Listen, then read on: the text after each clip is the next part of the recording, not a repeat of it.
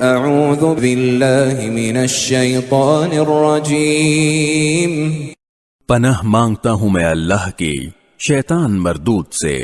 ان المتقین فی ظلال وعیون، جن لوگوں نے تقوی اختیار کیا وہ بے شک سایوں اور چشموں کے درمیان ہوں گے۔